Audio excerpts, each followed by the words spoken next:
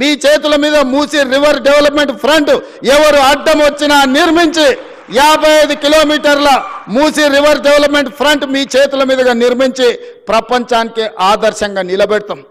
లండన్లో Hudson river ఉంటుంది, అదే లండన్లో థేమ్ రివర్ ఉంటుంది, అమెరికాలో హడ్సన్ రివర్ ఉంటుంది, అదేవిధంగా గుజరాత్లో మీకు సబర్మతి రివర్ ఫ్రంట్ ఉంటుంది. హైదరాబాద్ నగరానికి న్యాచురల్గా ఉన్న మూసీ రివర్ ఎందుకు అభివృద్ధి చేసుకోవచ్చా అని నేను అడుగుతున్నా. ఇవాళ నేను మిమ్మల్ని అడుగుతున్నా, కృష్ణ, గోదావరి, యమున, గంగా, సరస్వతి అన్ని నదుల పేర్ల మీద మన ఆడబిడ్డలకు పేర్లు పెట్టుకుంటున్నాం. అవునా? మన ఇంట్లో ఆడబిడ్డ పుడితే కృష్ణానో, కావేరో, గోదావరో, సరస్వతో, గంగానో అని నదుల పేర్లు మన బిడ్డలకు పెట్టుకుంటున్నాం. ఏ తండ్రి అయినా ఆయన బిడ్డకు మూసి అనే పేరు పెట్టుకున్నాడా? ఇన్ని నదుల పేర్లు, పవిత్రమైన నదుల పేర్లు మన ఆడబిడ్డలకు పెట్టుకున్నప్పుడు మూసి అనే రివర్ పేరు ఏ తండ్రి అయినా బిడ్డకు పెట్టుకున్నాడా? ఎందుకు పెట్టుకోలే? ఆ మూసి కంపు కొడుతుంది కాబట్టి, మూసి మురిగిపోయింది కాబట్టి, మూసిలో విషం చిమ్ముతున్నది కాబట్టి ఆ విషము, ఆ కంపు, ఆ మురికి మా బిడ్డల పేర్లు పెట్టుకోవద్దని తల్లిదండ్రులు ఏదైతే అనుకుంటున్నారో ఆ మూసి మురికిని ప్రక్షాళన చేయాలనుకుంటున్నా నేను. ఆ మూసిని నిర్మాణం చేయాలనుకుంటున్నా నేను. ఎందుకు యమున, సరస్వతి, గంగా, కావేరి పేర్లు పెట్టుకున్నప్పుడు మూసి అనేందుకు మన బిడ్డలకు పెట్టుకోకూడదు?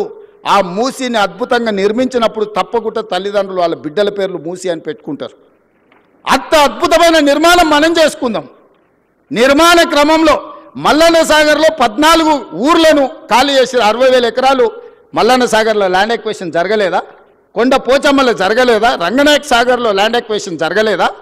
నాగార్జున సాగర్ నిర్మించినప్పుడు ల్యాండ్ ఎక్వేషన్ జరగలేదా? శ్రీశైలంలో మా కొల్లాపూర్ మునిగిపోతే 92 జీవో ఇచ్చి ఇప్పటికి ఇంకా ఉద్యోగాలు ఇవ్వని కేసులు పెండింగ్ ఉన్నాయి. శ్రీశైలం కట్టినప్పుడు నిర్వాసితులు కాలేదా?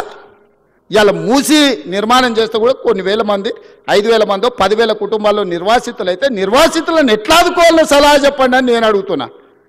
ఈరోజు భూసేకరణ జరిగేటప్పుడు, మూసి నిర్మాణానికి భూమి తీసుకునేటప్పుడు మల్లన్న సాగర్ల భూ నిర్వాసితులను నువ్వు పోలీసులతో కొట్టించి, గుర్రాలతో తొక్కించి కొట్టినావు కదా.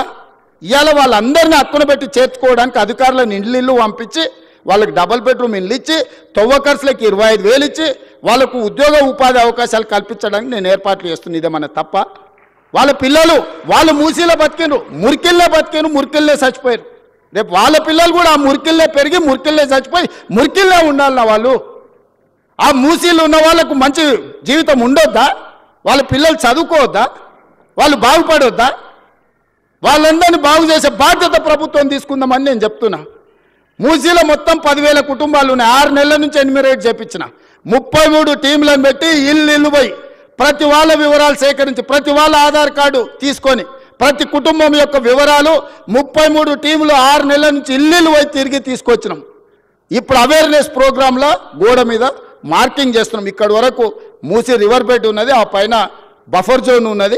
ఇక్కడి వరకు వీటిని తొలగించాల్సి వస్తే మీకు నష్టపరిహారం ఇస్తామని చెప్పి మూసీలో గుడిసెలు వేసుకున్న వాళ్ళకి డబుల్ బెడ్రూమ్ ఇల్లు ఇచ్చి ఆత్మగౌరవంతో బతకడానికి తరలిస్తున్నాం.